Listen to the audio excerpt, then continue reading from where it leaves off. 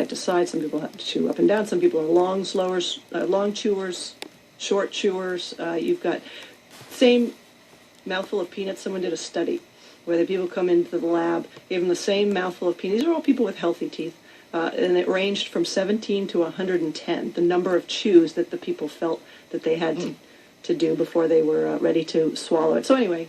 And you say chewing is so important to the enjoyment of food that some tube-fed patients have requested to have their voice box removed so they can swallow again.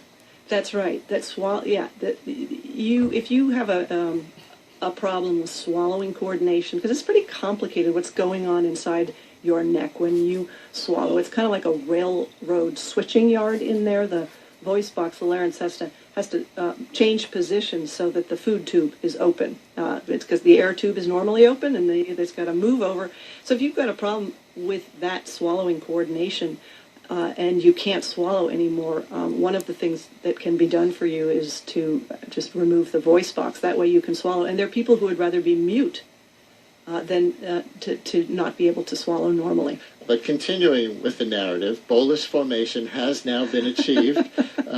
We have a bolus. So take us on a tour of the digestive system on the way down. We don't have a ton of time, so it'll have to be the highlights. And you may not reach into my small intestine like you reached into that cow. But what are one or two of the most interesting things we would see on our way down? All right, well, you're making your way down into the stomach. The stomach, the stomach is, people tend to think gastric acid, oh my God, it's just like if you touched it, you would completely dissolve. You know, that scene with John Voight when he's inside the snake and it throws him up and he's melting. He's like looks like a candle melting. I was in a lab, was a snake digestion expert. Anyway, he had hydrochloric acid in his lab, and I said, I want to feel like what it would feel like to be in a stomach. Would you please drop some of that acid on me? And in fact, it just itched a little bit. It isn't this instantaneous, I'm like something out of the Wizard of Oz with I'm melting. It's a much slower process. Actually what gastric acid is doing is killing bacteria mainly. It's not. It's more of a sanitary device. You can get by without a stomach. You can chew it up, and even if you just go straight to the small intestine, that's where all the action is. That's where all the nutrients are being absorbed. The small intestine kind of looks like terry cloth because, like a towel, it's doing a lot of absorbing, so it needs to have a lot of surface area. So there's these little finger-like projections. It really does look, if you look at pill cam, where they have someone swallow a little camera, really does look like velvet or terry cloth. And it's pink. It's kind of a beautiful kind of Dr. Seuss landscape. So that's the small intestine where all the good stuff gets absorbed and onto the colon. The colon is, I got a colonoscopy, my first, a couple of years ago, and I did it without sedation because I wanted to see what it looks like in there. And granted, it's been flushed out, so it's very tidy. But it's this glistening bubblegum pink world that I know it's been cleaned, but still, don't. You really love the alimentary canal, I could tell. Well, it's my friend. It's inside me my whole life. It's working tirelessly on my behalf. I felt like the least I could do is just say howdy do.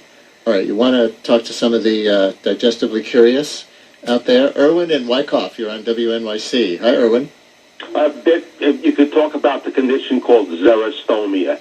Xerostom as in Mary, IA.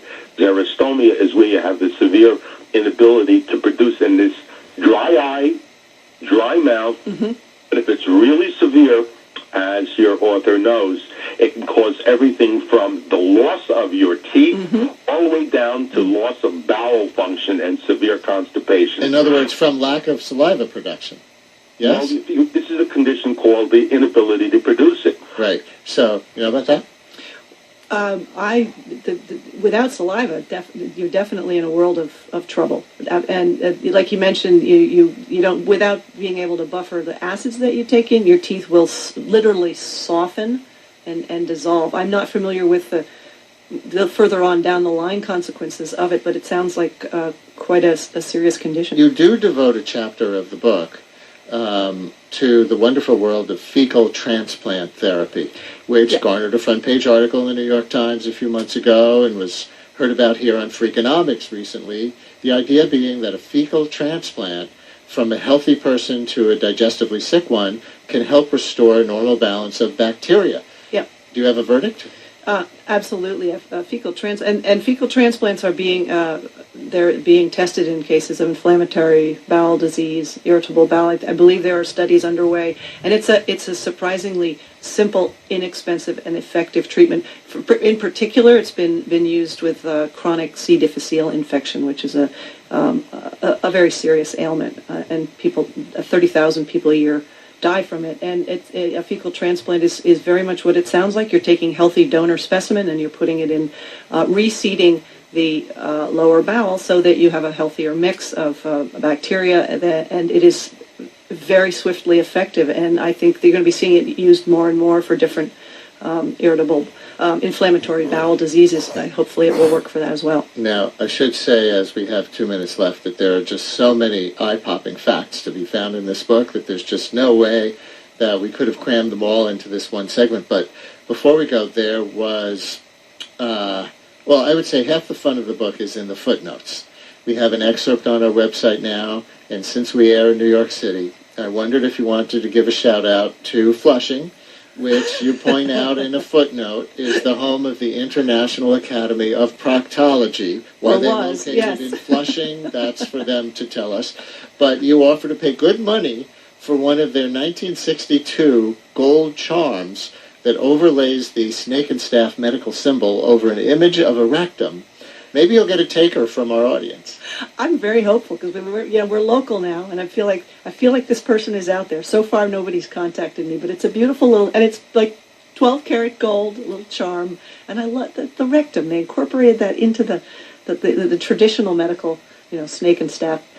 So yes, help me, folks. Listeners, if you're an old veteran of the International Academy of Proctology from its Flushing days, yes, maybe you have one of those 1962 charms, and you can contact us, and we'll make sure we connect you with Mary Roach. Do you get into any of the usual American diet debates? Yeah, I have left diet to 1,000 other books. Diet and nutrition. This is more about the human food processor, the delightful machine that we all carry around inside us. Mary Roach and her new book, Gulp, Adventures on the Alimentary Canal.